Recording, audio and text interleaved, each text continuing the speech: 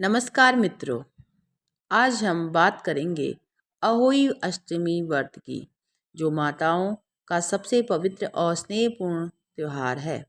यह व्रत हर साल कार्तिक मास के कृष्ण पक्ष की अष्टमी तिथि को रखा जाता है और इस वर्ष 2025 में यह 13 अक्टूबर सोमवार के दिन मनाया जाएगा।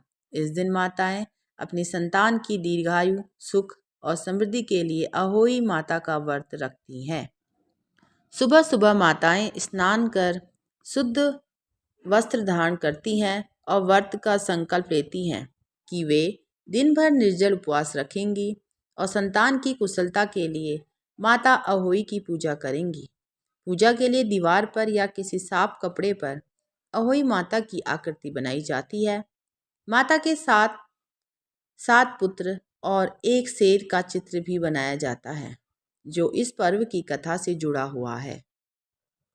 पूजा के लिए कलश, दीपक, दूध, फल, रोली, चावल, मिठाई और जल से भरा लोटा रखा जाता है। शाम के समय जब तारे निकल आते हैं, लगभग 6:15 बजे के आसपास, तब माताएं अहोई माता की पूजा आरंभ करती हैं। पूजा के दौरान अहोई माता की कथा सुनी जाती है।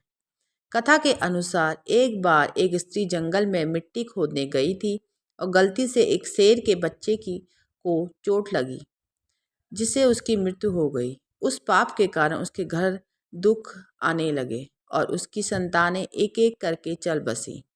तब उसने सच्चे मन से अहोई माता की आराधना की, व्रत रखा और माता से क्षमा मांगी। माता प्रसन्न हुई और उसकी संतानें पुनः जीवित हो गई। तब से ही यह व्रत हर माँ अपने बच्चों की लंबी उम्र और सुखी जीवन के लिए रखती है। पूजा के अंत में माताएं तारों या चांद को अर्घ्य देती है और फिर अपने बच्चों के हाथ से जल ग्रहण करके व्रत तोड़ती है। इसके बाद परिवार के साथ प्रसाद ग्रहण किया जाता है।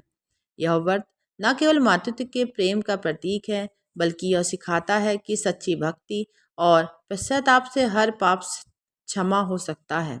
अहोई माता अपने भक्तों की संतान की रक्षा करती है और उनके जीवन में सुख शांति बनाए रखती है।